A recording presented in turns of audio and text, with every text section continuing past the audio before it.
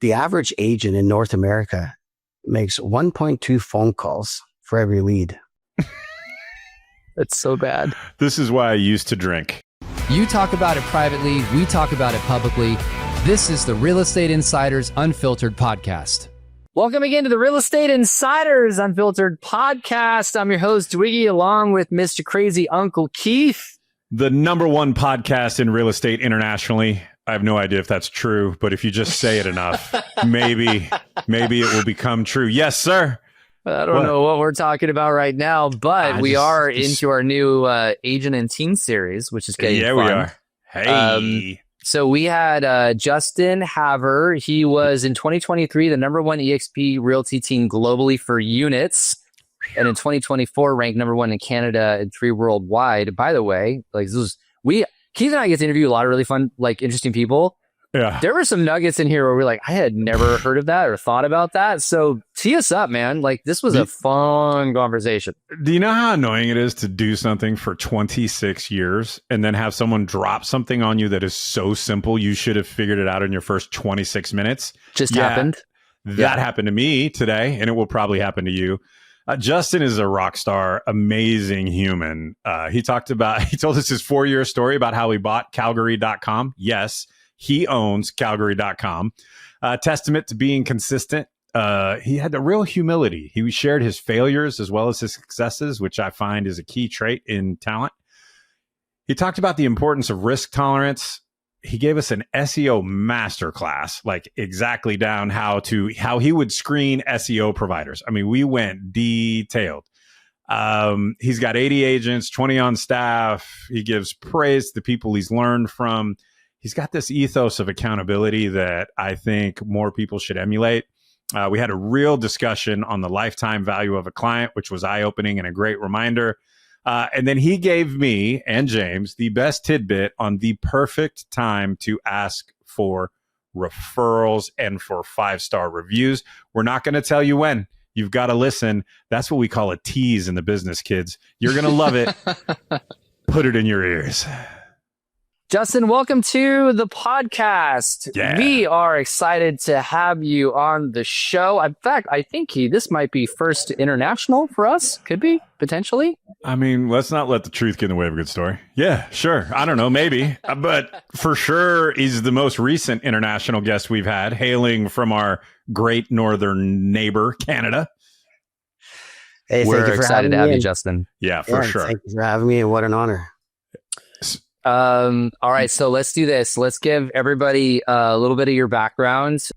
As I mentioned again, this is part of our new team leader top agent series that we're doing. So, just background, how long you've been in real estate, how you got here, kind of short version of that. I'm sure my partner in crime here will have a follow-up. He always does. Usually. Awesome. Yeah, you know what? I can't believe it's been 20 years in this business. And when I started in this business, my realtor took me under his wings and introduced me to this brokerage. I got in, and I came from a tech background where I used to install, high-speed internet, two-way, direct-way satellite dishes way before Starlink. Yeah. Starlink. It's a little quicker. I got into real estate, and, again, I knew one thing that I needed to do in order to survive, and that was to have leads. The one who generated leads tends to survive, because when I sat in that classroom back in the day when we got a real estate license back then, my teacher said, look around this room, and in 2 years' time, there's only going to be 2 of you left in this business. And I'm like, what am I signing up for? Yeah. That guy needs to work on a sales pitch. Yeah. Right. So I was like, what am I getting myself into? But, again, I came from a tech background, and I started investing into websites from the very beginning, figured that I needed to build a website, generate the leads. I used to do PPC back in the day, but I put an ad in the back of a newspaper. Won't tell anyone. Either way, it ended up generating a lot of business. And it kind of kept going. And one of the things that I learned early on was that I constantly had to reinvest back into the business and back into marketing. And I always invested minimum 25% of my commissions back into the business, which to this day, I'm still investing a lot back into the business when it comes to marketing. I say it today. I invest what I used to dream about earning in a single year, in a single month into marketing, right? And, again, things kind of evolved from there. I ended up going to a marketing conference in 2012. I ended up meeting a good friend of mine, Gary Ashton, who runs, the number one Remax team in the world, or however he says it. Yeah. World. World. A little bit of a British undertone, right? Yeah. Right. So I met him and a few other guys at this conference, and we're sitting around this table and we're talking about how many leads we're generating. And they came to me and they're like, so how many agents do you have, Justin? I'm like, oh, just me and 4 other agents. How many leads are you generating? I'm like, about 150 leads a day. And they all just kind of look at me and like, what? Yeah. 4 agents. Right. And Gary just put his hand into the table. He's like, Justin, he's like, you need 100 agents. And I'm like, what are you talking about? So he kind of opened up my eyes a lot to the business and to all the opportunities that I had. I wasn't calling the leads at that time. So I went home, made my very first hire, hired an admin, and we went from 5 agents in December of 2012 to 28 agents in January of 2013. It was chaos. So things have kind of grown and evolved from there. I'm constantly, again, looking underneath the hood of the vehicle, so to say, tinkering away, optimizing systems. And, again, you've learned also that you got to be surrounded by some pretty incredible people that are better than you and doing certain things in the business. And, when I got in this business 20 years ago, I never thought about building a team. It was something that happened organically because I had an obsession with search engine optimization. Yeah. I just wanted to rank at the top of Google. Real quick, ChatGTP says that you had, founded 2 of the biggest local real estate portals, so calgaryhomes.ca and calgary.com. Yeah. So when you talk about lead gen, how in the hell did you get calgary.com? Like you would think Calgary might have wanted to scoop that one up when the internet sort of turned on. How did you get Calgary.com? Well, I didn't in 94 when I graduated from high school. I did not think to register a domain. I can tell you that much. Yeah. And I didn't buy it for $9.99. That's for sure. Okay. It's actually a funny story because again, I believe obviously in building websites, which has been a passion of mine, it is all about building an asset. And when you get traffic to it, again, you don't have to pay Google for every click to your website. So I was always looking for, again, premium domain names, looking for that. And I would go to calgary.com and it was just a blank white webpage, nothing on it, nothing. And I'm like, what a waste of real estate. Because in my eyes, if you have a premium domain, in the web world, that is going to generate tons of traffic. Will pay you. Yeah. Right. I mean, obviously there's more to it than having a premium domain name, but it helps. You got to have the content and all the SEO behind it as well. But, again, I saw that as a massive opportunity that was being wasted. And you know who owned it? Not the city of Calgary. It was the Yellow Pages. Of course they did. I reached out to the Yellow Pages to see if they wanted to sell it. They said no. And I threw them a couple of offers. They turned them down. I threw them a couple more offers. They turned them down. I went all in on an offer. I think I offered them $750,000. They said no. And I was like, I'm kind of relieved. Yeah. Well, right? you own it now, so finish the story. Yeah. Right? I got caught up in the moment. But then what I did was, I don't know if you believe in vision boards. Yeah. Right. Yeah. It's something that I think actually is kind of funny when things happen and you manifest it. And I put owncalgary.com and I put it in the top corner on my your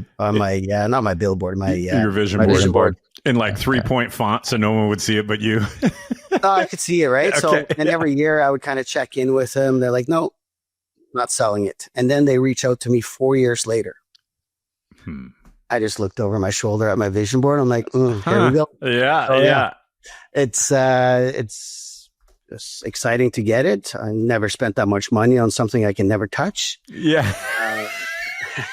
It's a good way to put it. Like, you wire the money over and you're like, what did I just do? Yeah. Now what? Right. Yeah. So no, that was now 6-7 years ago now that I acquired that. And we run a real estate portal on it. That's amazing.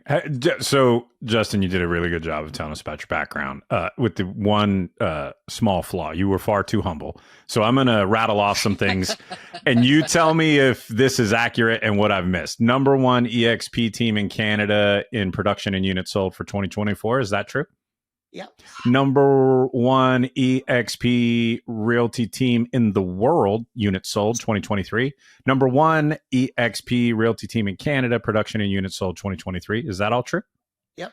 Yeah. So maybe lead with that next time. I mean, just an idea. Yeah. I appreciate the humbleness. I do too. Yeah. But seriously, that's a major accomplishment. So congratulations, first of all. Well, you know what? Teamwork makes the dream work. That's and, right. and again, I'm very fortunate to work with so many incredible people along the journey. And I think it's important that, again, as a visionary and a team leader, you got to have the vision. You also got to have, the risk tolerance to take some of the risks to, invest in marketing and different strategies to grow a company. Because even looking back at my very first hire, it's like, oh my God, I'm responsible for one person's salary. How am I going to do that? Right. And that is a very common thing for many real estate agents when they're starting in this business. It's like first hire. It's scary. Yeah. Yeah. Well, we're going to dive into this because I want to get into these deep questions. By the way, shout out to our friend Glenn and Leo. We just actually interviewed Glenn. He'll be on he's actually, by the time this show comes out, he'll already been out live as well. Yep. So it'll drop. But all right, Keith. Wait, before we get to rapid fire, I have a question on Eyeballs Calgary.com thing, and then we'll get to rapid fire. You know me and structure. I don't like it. So do you believe, and I think I know the answer because you're doing it, but so can an agent compete locally for eyeballs with the portals? Like, what's the trick? Do you have to be hyper local? Do I have to go spend $1 million? Not that you spent that. I'm just grabbing a number on Calgary.com. Like, how do you win an individual agent? They're listening to you. You're about to dazzle them with your brilliance and understanding about online marketing. And they're like, how the hell am I going to compete with the portals? Can you compete with the portals and how? We do have Zillow here in Canada, but they're not as prominent as they are down in the US. We do have realtor.ca, which is, again, our version of realtor.com, owned by the Canadian Real Estate Association. So that is a national portal. You also have many of the big box franchise brands who also have national portals as well, who get a lot of the traffic. And yes, you can beat these portals. It takes obviously a lot of time, a lot of energy in building the domain authority of the domain that you want to rank. It doesn't happen overnight. I mean, calgaryhomes.ca, which is, again, my average ranking for, over 3,000 keywords in the marketplace is number 2. And, again, it takes a good SEO team to do it. I don't do that myself. I have hired, a team that does a really good work and have a good reputation for getting results. And SEO is a long-term play. And there are many times where you're investing, a significant amount of money into SEO and you're not going to see an ROI in that for perhaps 2 or 3 years down the road. Right. Sometimes. And, which is sort of a self-fulfilling prophecy, right? Because most humans won't do something for 2 years without getting a result, right? That's a rare human being. So if you're one of the ones who will, you win because you're just one of the few that are left. Is that the secret sauce? Like just grit and grind through it and get to the other side? I believe so, yeah. And I've been very fortunate to obviously have the means to continue to invest in it, even though the asset may not have been giving me an ROI. Right. Like I built, websites and portals in different marketplaces as well. And, some of them I've sold off and some of them I still have. Yeah. Yeah. And, again, I look at it as, it becomes an asset, but yeah, you got to have the ability to invest in it long term and not stop. Yeah. And, it takes time. And like I said, like the organic traffic that I get on my websites, someone would have to spend over 8 figures a year on Google AdWords just to compete with the traffic. Right. Yeah, it's interesting because when you said the domain names, my first thought was the amount of traffic you're going to get just because of the domain. I don't know what the number is, but just theoretically, it would be a significant number because it's going to be part of your SEO. I don't know what percentage that is, but I was just thinking in my head, you're like, let's just use the 750,000 because you pulled that number out. But I'm going, yeah, well, how much money would you have spent to try and get traffic to a website when you own Calgary.com? Like, to me, that's a simple, smart investment because you're making that back tenfold long term. So yeah, long term. And, again, like when I acquired Calgary.com, I was looking at different ideas that I had too. Like I could turn it into a media portal. You look at, Boston.com, Boston Globe. Sure. Toronto.com, the Toronto Star, like these are big news portals. Yeah. I don't have the expertise on how to monetize that, but I do know how to monetize, a real estate website and get a pretty good ROI on it. Yeah. So, again, and because of that website had been just a blank web page for so many years, it had zero love from Google. Like I had to rebuild the trust for that domain in Google. Yeah. Interesting. Okay, we'll get to the rapid fire. We ask these of every guest because I want to get back to the other stuff because it's super fun. This one's selfish. I'm a pretty voracious reader, podcast consumer. Favorite book, podcast this year that you listen to regularly, I don't know, that you'd want people to know is something worth consuming. Hit me. Lately it's been Diaries of a CEO. I really enjoy the people that Stephen is interviewing there. Some interesting topics around tech, AI, health, and wellness. I try to have a little bit of a break from real estate, and I find that that's a good, I feel you. Good topic. Yeah. That's, I think, the second or third time it's been mentioned, and every time I say I'm going to put it in my queue, this time you will be the tipping point for me. I will listen to that today on a little drive I have. So thank you for that recommendation. Yeah, they're usually a couple hours. Yeah, well, all right. I'll listen to a third of one. This next question is new for us, but we wanted to start asking because we're really interested in the mindset of people who are running these really big real estate organizations. So, what's a daily ritual or what is your morning ritual? Just kind of give us something along that. Like, how do you start your day? What's a ritual you do? Like, how do you frame up for how you approach the day? I start my day with a workout. I do my morning cardio. First thing in the morning, I grab a coffee and I go on the treadmill. And do steady pace cardio for 30 to 45 minutes. And it's a good ritual. And I feel that kind of gets everything going for the day. All right. Okay. But that's a good one. It's a must. Coffee is, just in case anybody didn't know, coffee is proof that God loves us. So I just want everyone to know that because coffee is life. All right. Last question on the rapid fire. Then we'll get to the juicy stuff. Who's been the most influential person in your life and why? Well, when it comes to business, I was with my friend John Sheplak, somebody that I can introduce to know John.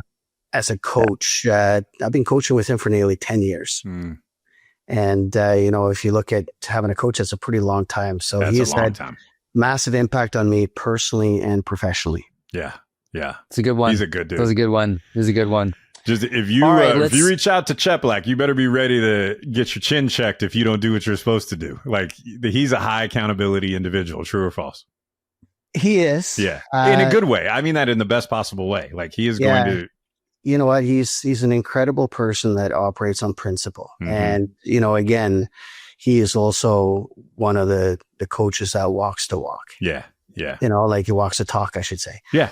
And he leads by example. Like its work ethic is truly unmatched and it's inspiring. Yeah. Awesome. Yeah. It's a good one.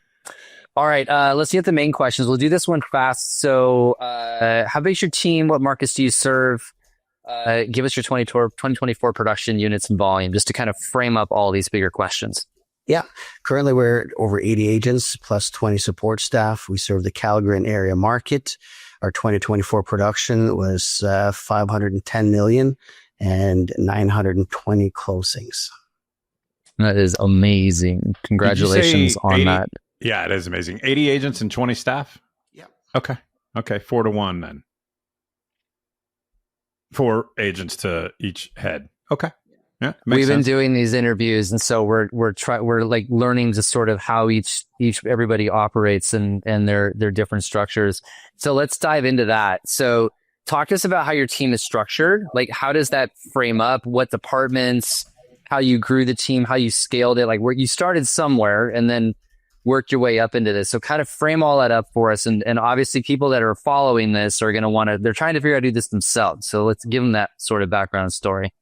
Yeah. And I think, again, to grow a business at scale, it takes time. It's not a race, it's a marathon. And there are moments that you're going to make mistakes along the way, or you may find that it's not the path that you want to go down, and you're going to have to go back and kind of have a look at the landscape that you're in and go like, hey, did that work? What didn't work? And you want to go at that again with a different approach. So how my team is currently structured right now, I have Neil Stouffer, who's the Senior Director of Sales and Talent Development. He oversees the sales team, and he has Amanda Reynolds, who's a sales manager. So he's responsible for, again, the training of all the agents, making sure that they hold them accountable, ensuring that they are productive. I got Alicia Collins. She's the Director of Operations. She oversees all the staff and operations, where we also have a systems coordinator as well, who's been a godsend, having somebody that is in there building out all the systems and automations and making sure everything talks to each other. Yeah. That's real estate, that we could have one system. Yeah. Everything. Yeah. Right. It doesn't happen. We're not there yet. No. And by the way, that's a conversation we've all been having for 20 years. More than once. So, Yeah. I got an idea. Yeah.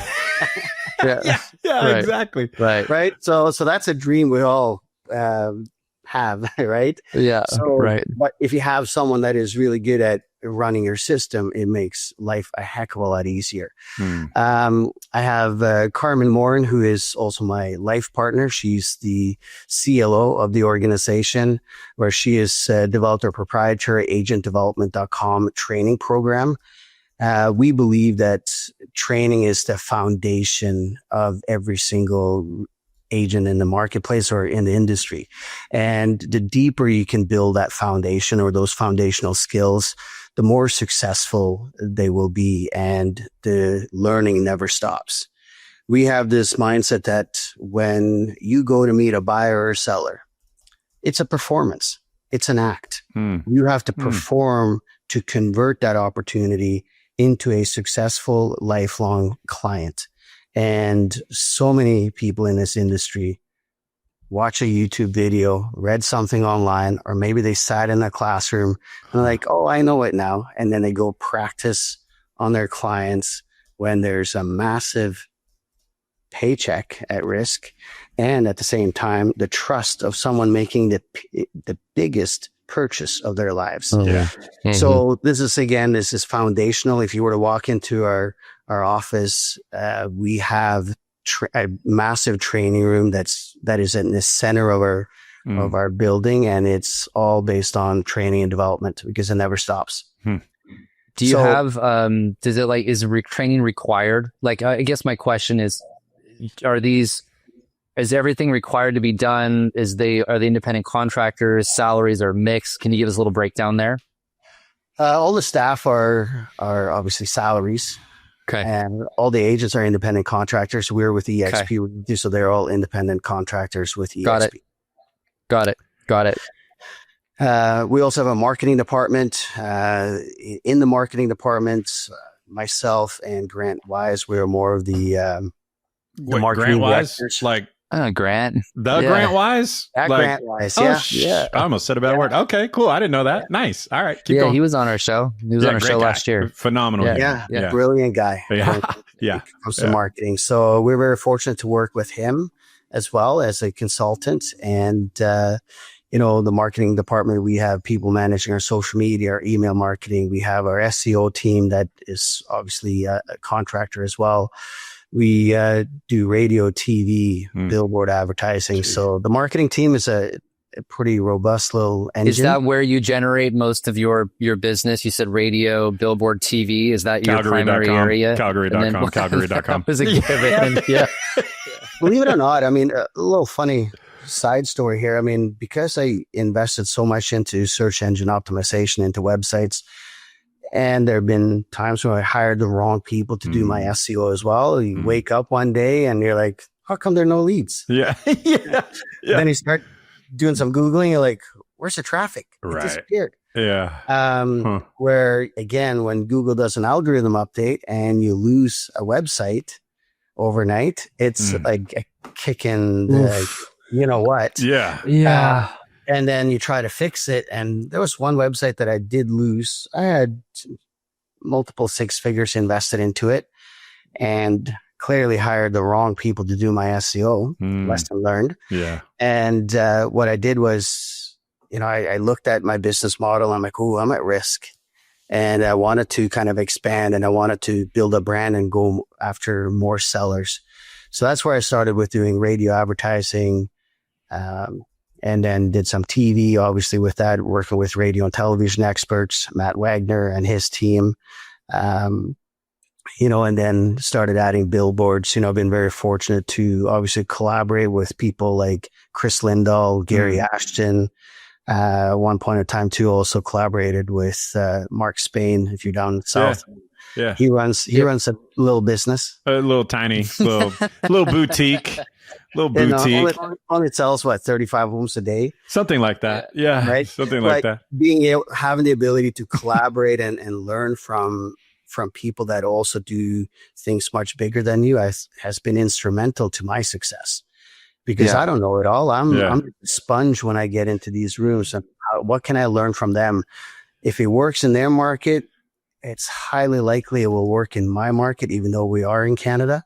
You know, so there's been lots of collaboration with many industry titans like that over my career. I have a question, and I want to make sure I'm framing it up right. So let's double click on the SEO thing, because I really feel like that's an area of domain expertise for you. You've got a lot of different ways that you're being successful. Let's say I'm a successful agent making, you know, a good living, full-time living, selling real estate. I've got my sphere of influence kind of dialed in. That's what's got me my bedrock. And I'm like, okay, listen to this podcast. That Justin guy from Canada sounded like a genius. And I want to start my SEO process. Like, how do you, maybe I'll do it this way. How do you screen for companies that are managing your SEO? Or if someone was just starting their SEO journey, what would you tell them to do? Really good question. You know, first I want to back it up a bit, because I think it's important for people to have the right set of expectations when it comes to online lead generation. Yes. Because, you know, again, when you're working with spear marketing, I mean, those are warm referrals. Those are very easy to convert. When you're dealing with web leads, it's a numbers game, right? And you can't expect to convert every lead that comes in. It is purely a contact sport as well. You got to be willing to put in the time, make the calls, make the connections, nurture, right? So we obviously live in a world where everybody has been programmed with instant gratification, and the COVID market didn't help our industry at all. It trained everybody to expect everything now yesterday, right? Everything now. And I mean, I'll give an example. I had agents on the team meeting where ISA had warmed them up and we're like, here's a lead. They're looking to buy in 30 days. And the agent's like, why am I getting this lead? They're not buying for 30 days. We're like, pardon? Yeah. Right? Yeah. But, so at first, I think if someone wants to build a website, they need to understand that this is part of the game. It's a long-term play. It's a numbers game. It's a contact sport, and it's a nurture game. And so like if you don't want to manage a people like an inside call center or inside sales agent, or you don't want to answer phone calls at dinner, or like don't pick SEO for your thing, pick something else, right? Yeah, or don't do online lead generation, because again, online lead generation is also about speed to lead, right? And speed to lead meaning you have to respond sometimes within seconds, right? What is like what's your goal for speed to lead? Like 5 minutes or less. 5 minutes or less, yeah. But then you got teams like Robert Slack, where their average speed to first call is 3 seconds. 3 seconds. Holla at your boy. That's fast. Yeah, like that's immediate. That's like Justin, Gary Ashton and Deborah mentioned to us that they have keep 38. 38. 38 contact touch points with leads. They had that in order to get them to actually like move into something. 38 different touch points. And I hear these conversations, the agents are just like, oh my God, I followed up with them a couple of times. I never heard from them again. I'm like, yeah, you better add 36 more touch points on there to make it worthwhile. Yeah. But so just to keep honing in on SEO, just because I really want to pick your brain on it. So like, how much should I expect to spend in my first month and my first year? Well, I think this goes back to, first and foremost, have clear expectations of what you're getting into. Mm-hmm. Then you want to set a timeline. Okay, I'm not going to get an ROI on this likely for 2 to 3 years. Am I willing to invest into that? Then you got to look at what's your budget? What can you afford, right? Obviously, the more you spend, perhaps the quicker it can go. And also depends on the market and how competitive your market is. Then when it comes to finding the right people to do your SEO, that's a big one, right? The companies out there that will sell you the dream. And it can be like driving down the freeway with your window down, throwing lots of cash out the window. I have done it. That is a serious visual, Justin. Yeah, no, that's what it feel like if you actually hire the wrong company to do your SEO, because you're not seeing any results. And yeah. Do you have one company that you like right now that does it for you, or do you parse it out to a couple? I have used Hypewired for about 10 years. Hypewired? Hypewired. Tony Gilbert. Will you send us his contact information? We'll make sure and put it in the show notes if anybody wants to reach out to them. All right, cool. Hey, Justin, let me ask you this question. Small boutique SEO company. They don't take on a ton of clients. We'll just say we know Justin. Yeah. Yeah. So then when it comes to hiring a SEO company, here's what I would do. I would ask them for references of clients that they're actively working with. I would ask them for the contact information for those and see if they can also share the Google Analytics. Obviously, the clients would have to agree to that, but they shouldn't have any problems giving you the names and contact information of their clients so that you can then call them and have the conversation with the actual client themselves.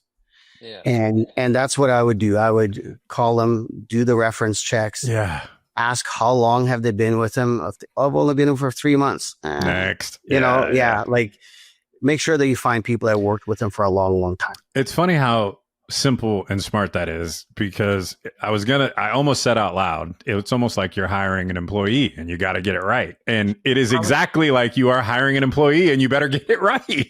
Yeah. Have you ever hired that wrong hire? Then you're like, oh yeah, I didn't do a reference check. Yeah, right. Yeah. Exactly. Yeah. I shortcutted the reference checks, bit me in the ass again. Yeah. Hey, we've all been there. For sure. So Justin, I want to ask you a question, because I had this question asked of me, and you can tell me if I'm wrong, because I would love to hear your thoughts. So somebody asked me, what's a tech product that is basically useless for 99% of realtors? And I said agent websites.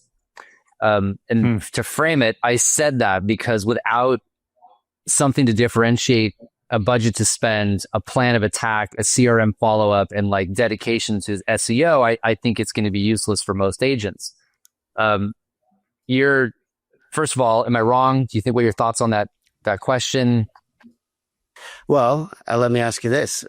Question with a question. He's good. Yeah. Right. Would having a website with no traffic be like putting a billboard in the middle of the desert? Yes, it would, sir. Yes, it would. And you don't mean Vegas. You mean like that stretch of road between California and Vegas. Yeah. You can't even see the road. Right. Yeah, right. But you've also spent a lot of money to do what you do. Like, you've got an investment in this, which is why you've, and I'm not telling everybody to go out and buy Calgary.com, but you're really focused on this, and it's worked for you. Well, I mean, again, I think for any real estate agent to survive, they got to look at, how am I going to generate opportunities? The beautiful part about the environment that we're in today is there's so many ways to do this for free as well. Not necessarily building a website and doing SEO, but you can do lead gen for free. Everybody has a phone. Yeah, it's social funny. Media. Yeah. And it's, again, it's all about doing it consistently every single day. And then that builds momentum. And it's all based on these daily micro commitments that you make into your business. And when you compound that year after year, That's why you see the people that have successful YouTube channels or a big social media following. They started posting one video and then they posted a video every single day. They did it for a year, 2 years. Year 3, they're doing 3 videos a day. They're just working really focused on one thing and doing it really well because they've also gotten so much better at their craft. Can you expand on, I think you said the language was micro commitments. Yeah. What is that? Well, micro commitment is a small commitment that you do in your business each and every day. A small, like, I'm going to call 3 people from my sphere of influence today, and I'm going to do it, or in the next 10 minutes, I'm going to make those dials, right? And then you do another micro and then another micro. Yeah. And the next thing you know, you've made more phone calls than you've made in the last 2 months. Yeah. And it's interesting, right? Like if you're like, oh, I got to make 100 phone calls, that can be very overwhelming. But then if you break that down, it's like, hey, I'm just going to make 5 calls today or 3 calls. I really learned that from Atomic Habits, where it's sort of like, don't say you're going to go for a 2-mile run. Say you're going to walk to the end of the driveway. And then once you start walking to the end of the driveway, you're probably going to keep going. You're already walking, right? So this has come up thematically. You've got this very deep sense of accountability. And I actually listened to some of your podcasts with Chris Lindahl. I think I'm saying the last name right. And you went deep on your accountability and the importance to you. So what motivated you to embrace accountability so deeply? Two-part question. That's first part. And then second, how do you hold the team accountable in a way that like feels good, right? Because accountability can be sort of an icky word. So when did you embrace accountability so deeply, and how do you do it with your team? Well, I think it's, again, accountability. It's like, do as you say you're going to do. That's again, part of, your reputation, your integrity, again, you follow through on the promise that you make to your clients. If you say you're going to call them tonight, call them tonight. Right. It's very simple principle. When, you have the privilege to lead a team or lead people, I'm accountable to each and every one of them. They rely on me in order for them to get the opportunities, have the training, the best environment for them to be successful so that they can feed their families. And, accountability is the highest form of love there is. Yeah. Again, our parents, although we may not have liked it when we were children. My 13-year-old hates it, by the way. Which is also why people, they may have had a negative experience with accountability from their childhood, which is why some adults can also not respond that well to accountability. So how do you do it with your team, since there are some adults who don't respond that well? Is there a secret to it, or is it just because you live it and because they knew that coming in, they sort of know this is the environment and it is what it is? I think whenever you are running a business or a real estate team or a brokerage, I think it's incredibly important to be 100% transparent on what the expectations are, because you're entering into a business relationship. Here's what you can expect from me, and here's what I am expecting of you. If we can now agree on this, hey, let's get into this business relationship. And the clearer you can be with that from the very beginning, then there are no surprises. And this is why I believe in having a very thoughtful and detailed team member agreement, because there's no misunderstanding. There's no emotion in a piece of paper where everything is outlined. Here are the expectations. It's like when a person's buying a house. Hey, what's that big screen TV included? Yeah. I don't know. What does it say in the contract? Right. Right. Right. I thought we were just going to leave it behind. Well, no, because it wasn't in the, they also took the fridge with them too, because that wasn't in the contract too. Right. Hey, Justin, let me ask you this. I want to get detailed on one thing, because you guys are talking about accountability, and I love it. How do you, and you generate a lot of leads, obviously, and a lot of business. Talk to me about the accountability on following up with your clients. And let me go a little bit further down the pipeline. People that you've done business with, how do you guys do that? How do you stay in touch with them so that you're not, for lack of a better word, trying to make them a lead again down the line? It's like, what's that mechanism look like? Or like, what's the technology you use? Like, how does that work for your operation? So obviously we use Follow Up Boss. It's the best CRM, in my opinion, when it comes to running a real estate team of any size. Yes, it's owned by Zillow, but again, it is a great platform that Way to get ahead of the hate mail, Justin. I like it. I like it. I mean, the reality, if you're concerned with privacy, you probably shouldn't have these phones. Yeah. Or an Alexa or anything, right? Yeah. Right. Yeah.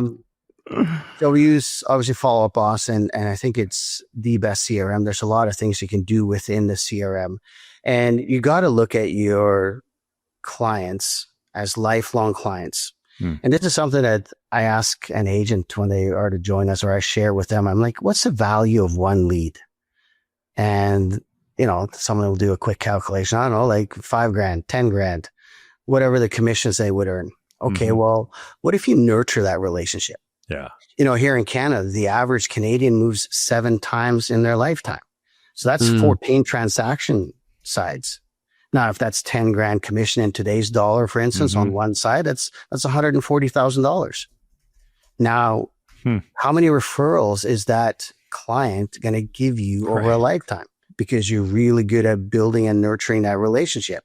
You do the pop buys, you do the check-ins, you bring value. You are the go-to source because, hey, you know what? Their hot water tank blew. You have a plumber that can come there today and fix that because you are that go-to source. They're going to send you referrals. Yeah. Now, if they're going to send you 10 referrals in a lifetime, easy, right? The value of a future of one client could be over $1.5 million. But so do you guys invest in that? Do you have that mechanism that you guys follow up for that? Yeah. So we have obviously nurture campaigns for all of our VIP clients. We have team events that we invite them to. We do a Stampede barbecue. So if you're up here, you kidding me? You're getting me down. VIP. I'm on my way, Justin. Right? Let's go. So we invite all of our clients to that. Movie events. Again, just building that culture and the relationship with all of your clients. Because again, the more you interact with them, the more likely they're, 1, to use you again, 2, to refer business to you. We also use Rooster. It's a platform that we recently incorporated, but they have some really good features as well. If you can get a client to download the app, now you have that on their device. You can also upload all your vendors into there too, so they can then go to the app for access to all of the preferred vendors. So you create this vendor network. Grant Wise has this company called Co-Marketing as well. Slick. Utilize. I don't know if he talked to you about that. We've had him on the pod. Yeah, we got to have him on again though. Yep. Right. So we work with Grant and we use that. And that is obviously connecting, great vendors in the marketplace with our client database as well. So you're spending, this is the part I was kind of getting to. You've got your marketing budget for the front for new business, but you're spending a lot of money on the long tail to maintain that. And it's a conversation I had recently where I said that the big portals are counting on agents never to follow up with their clients.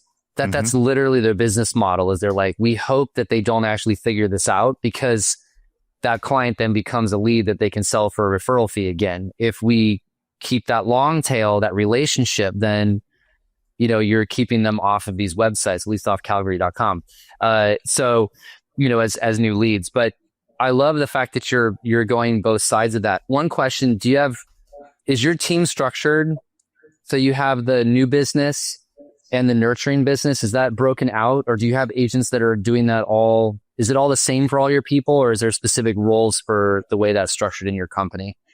No, you know what? I believe that if I can train the agents out to handle both the buy side and the sell side, it's going to enhance the client experience.